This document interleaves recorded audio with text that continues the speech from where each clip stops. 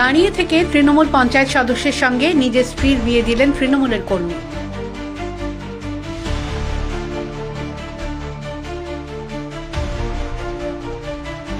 বাসন্তী পঞ্চায়েত সমিতির তৃণমূল সদস্য রিপন হালদার, অন্যদিকে এলাকা তৃণমূল কর্মী দীপঙ্কর দাস।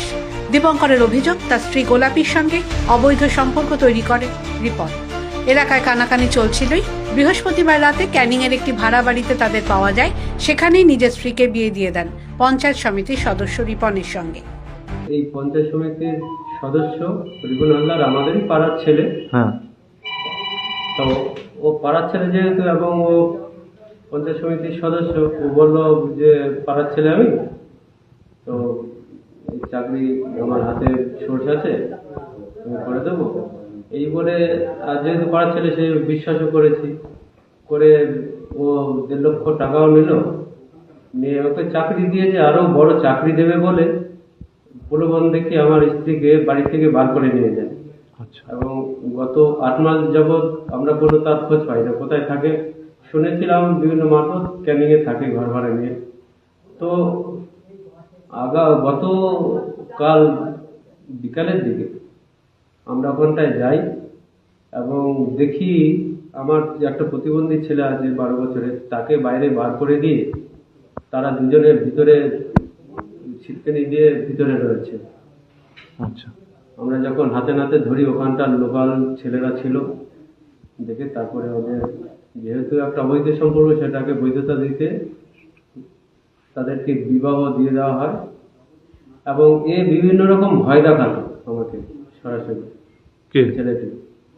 ছেলেটি আমার বউ মারফত সরাসরি বলতো, বেশি এ করলে দেখে নেবো। তৃণমূলের যে পঞ্চায়েত সদস্য, পঞ্চায়েত সমিতি। হ্যাঁ, যদিও তৃণমূল পঞ্চায়েত সদস্যের দাবি ষড়যন্ত্র করে তাকে ফাঁসানো হয়েছে। ব্যাপারটা হচ্ছে, প্রথমেই আপনাদেরকে জানাই যে আপনারা যেটা শুনেছেন একদম ঠিকই শুনেছেন, কারণ এটা পরিকল্পিত একটা প্ল্যানমাফিক কাজ হয়েছে। কালকেরে আমি যখন বেলা 10টা, আনুমানিক 10টার সময় আমি যখন ভরতগড় থেকে বেরিয়ে সোনাখালির দিকে যাই, আমাকে একবার ফোন করে আমাকে বলা হয় যে আপনি একটু ক্যানিংয়ে আসুন। কারণ ওই ভদ্রমহিলার ফোন থেকে আমাকে ফোন করে বলা হয় আপনি একটু ক্যানিংয়ে আসুন। তার কারণ ওদের পারিবারিক যে সমস্যা ছিল, দীর্ঘদিনের সমস্যা, যা নিয়ে থানায় মনে হয় 1 সপ্তাহ আগেও একটা কমপ্লেন করেছে, যার ডায়েরি কপিও আছে এবং নম্বরও আছে। কারণ আমি বসার চেষ্টা করেছিলাম, আমি জানিয়েছিলাম। সেই থেকে উনি বারবার গালিগালাজ করে এবং বিভিন্নভাবে যে গালিগালাজগুলো করে, যে ওকে ডাক তাকে ডাক, এই নিয়ে গালিগালাজ করে। কালকেরে আমাকে হঠাৎ ফোন করে বলা হচ্ছে যে আপনি একটু এখানে আসুন, বসাবসি আছে।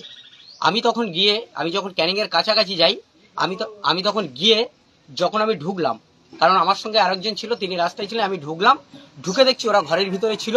আমাকে হঠাৎ ঠেলে দিয়ে দরজা বন্ধ করে ওরা পরিকল্পিতভাবে জোরজবরদস্তি একটা বদনাম তোলার জন্য এটা করেছে। বাসন্তীর বিধায়ক শ্যামল মণ্ডল জানান, অভিযোগের ভিত্তিতে তদন্ত শুরু করেছে দল। ভরতগড়ের ঘটনাটি আমার নজরে এসেছে। দলীয়ভাবে আমি তদন্ত করার জন্য তৃণমূল নেতৃত্বকে অনুরোধ করেছি। তদন্তে যদি প্রমাণিত হয়, দলের নেতৃত্ব, ব্লক নেতৃত্ব চূড়ান্ত সিদ্ধান্ত গ্রহণ করবে। আমাদের তৃণমূল কংগ্রেস কোনো অন্যায় বরদাস্ত করে না।